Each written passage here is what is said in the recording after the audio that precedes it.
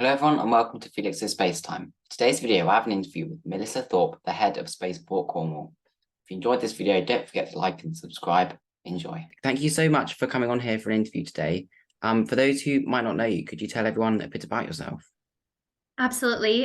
Thanks for having me. Nice to see you again, Felix. It's been a couple months since the launch. My name's Melissa Quinn. I'm the head of Spaceport Cornwall and have been for the past few years, but I've been part of Spaceport Cornwall here in the UK since it started in 2014. And we're a horizontal launch site in the very far southwest of England.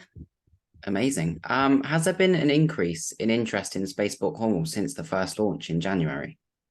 Oh, definitely. Yes. We've been inundated. It's been obviously that the launch didn't go to plan, but that hasn't stopped people from being interested in our capabilities and what we can do as a site. So it's been really busy. Amazing. After the news of Virgin Orbit potentially shutting down, what was the atmosphere like at Spaceport Cornwall, and what is Spaceport Cornwall doing to kind of draw in more companies to launch with you?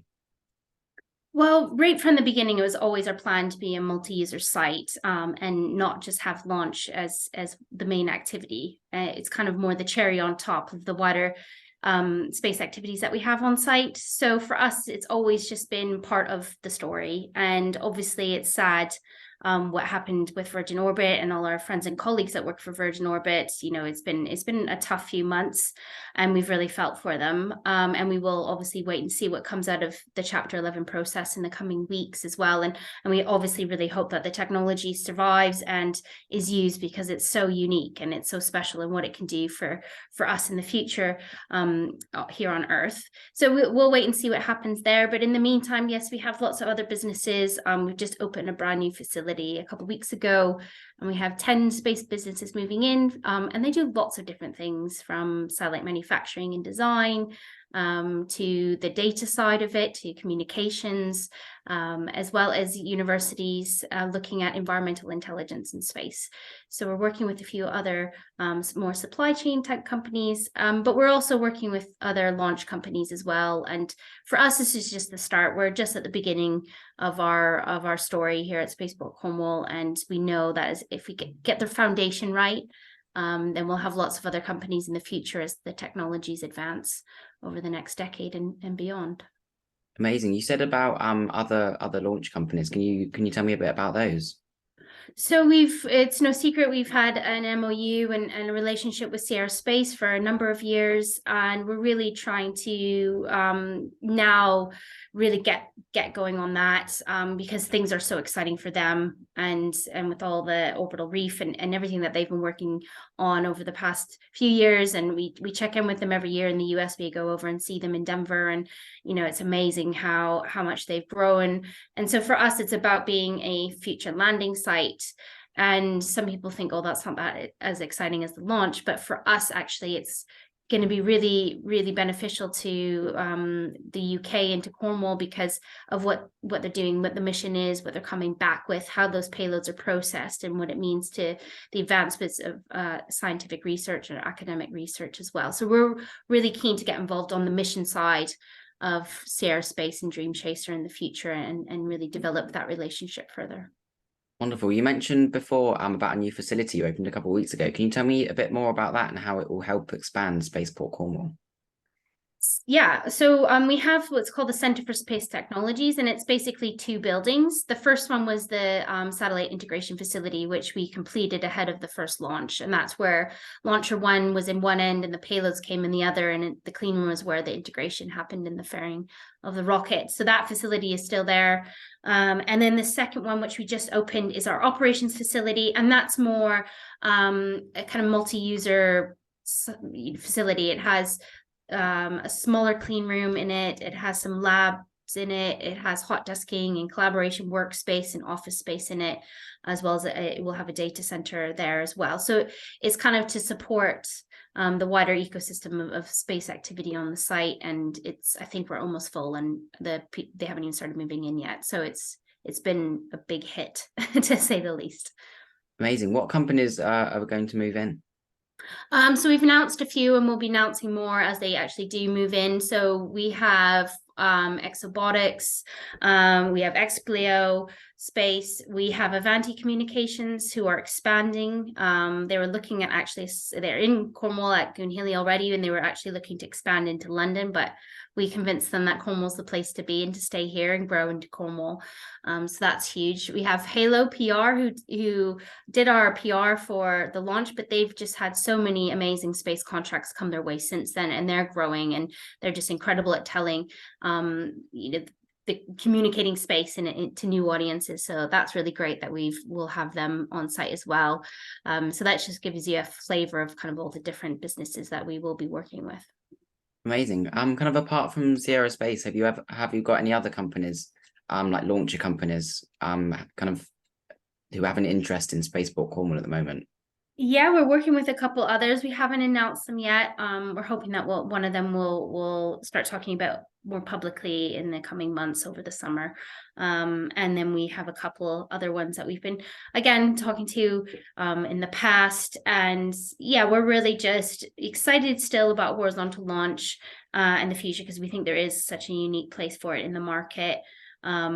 But there's a role for our site as an airport and becoming a hub for launch in a logistical sense. So anything coming into the UK or even Europe that needs to be launched, we can handle that now in our facilities. We know how to handle ITAR equipment. We also know how to deal with cargo as an airport. So really specializing in some of those wider launch activities as well, where we might be bringing in payloads to Cornwall, but they might go then up to Scotland to be actually launched in the future. So we're working on some pretty cool projects around that as well. And then looking at things like point-to-point travel in the future too, and starting to see where the feasibility is there. So I think, like I said, it's just the beginning. We have that spaceport license still, and we want to use it. And in the meantime, as the technology develops, we'll be working with kind of the wider cluster development on the site as well. Amazing. I can't wait to hear more about these companies in the coming months. The first launch from Spaceport Cornwall drew a lot of young people from all around Cornwall and all around England. Does this make you quite happy that the event drew and inspired so many people, especially young people? Yeah, I mean, it's the biggest positive from all of this. And right after we found out that the mission was successful, and we felt really obviously pretty upset by that. I came into the office and a couple of days later, and there was stacks of letters from young people, from school children all over the world, and just a lot of them actually didn't really care that the satellites didn't get to where they needed. They were just so excited to see a launch from the UK. And lots of really inspirational quotes, and it's been brilliant to work with the school children, because that's why we do what we do, is to inspire that next generation to help us start to tackle some of these global challenges that we have using space, for instance. So the young people have always been the driving force behind this project. And since the launch, we've had tours running on site. We have the full-size replica rocket in the integration facility, and we have some satellites and things that kids can come and have a look at. And we've had 4,000 kids come through since January. And that's just been amazing. If we can even inspire a handful of them, then I feel like our job's been successful. So it's a huge thing for us, and girls especially. Getting more girls into the industry is really important for us. So tomorrow we have an event on site called Take Up Space, and we have 400 girls coming to find out about jobs, not just in space, but any kind of STEAM career. So we have Microsoft there, for instance, and ourselves and Goonhilly. So it's going to be another great event to have on site, and really use that ability for us and our profile to reach more young people. Amazing. And you were talking about the kind of the letters you got from everyone. I think the main part to remember about that is Spaceport Cornwall did their job completely. They brought in the satellites, the rocket, and they launched it. And I think that's an amazing thing for Spaceport Cornwall to be proud of as well. Yeah. It's hard though when your friends, we're hurting at the same time that we were like, oh, we did that really good job. So it was a tricky one. Yeah. I've got a couple of questions from some other people. Sure. Michael wants to know on Twitter, is Spaceport Cornwall equipped for vertical launches, or only if a launch provider brings their own launch facilities, Also any plans to expand as a vertical launch facility on your own in the future? So we kind of made the decision a while ago that we would just stick to horizontal launch. We have a huge site, so it's not like it's not possible. And people don't realize about our the airport that we operate. There's actually another airport alongside it, under military ownership, but it's there. It's a huge site. But we made the decision to stick with horizontal mainly because of the beauty of our site, which is the integration piece with the airport. The airport's there, it's running, it's a civilian airport, it provides great connectivity to Cornwall, which is very rural. And the intention is to that full integration piece to work seamlessly together so that we're not disrupting general aviation or any of the other operations happening at the airport, which vertical might have a bit more impact on.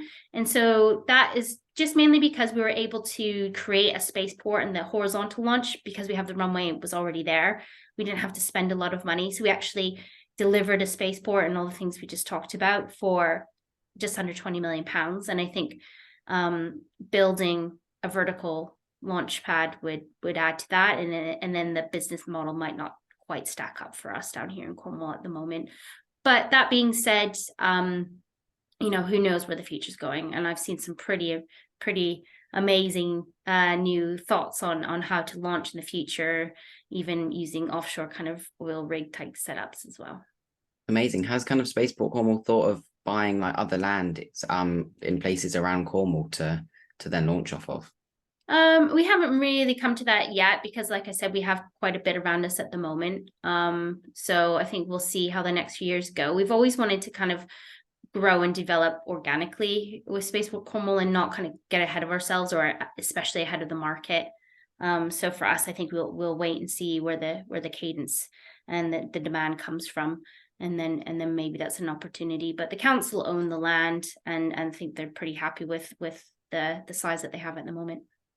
Amazing. One last question. The Space Update on Twitter wants to know, what are Spaceport Cornwall's plans for the integration facility with Virgin Orbit's future in the balance? I think that was kind of answered before, but do you have anything to add to that? So yeah, the integration facility that we built was always with other users in mind. Of course, it fit with what Virgin Orbit needed for launch of one. But we also went out and asked other companies, what they could use a clean room for. And so we made sure to kind of, from the beginning, fit those requirements into the build, which means that we can use it for other businesses as well, which we do have lined up. At the minute, we've had a great time kind of using it almost as an event space, as a visitor center with the school tours, some community events happening in it. But towards the end of the summer, we'll start to go back to being used for space activities with some of those supply chain companies and other space kind of industry companies coming in and using the clean room ad hoc basis for now until we kind of start to plan what that next launch is going to look like. Amazing. That's all the questions I've got for you today. Thank you so much for coming on here for an interview. I can't wait to hopefully come and see the next launch from Spaceport Cornwall soon. Yeah, absolutely. Thanks, Felix. Thanks for your time. Thanks for watching. If you enjoyed this video, don't forget to like and subscribe. Bye.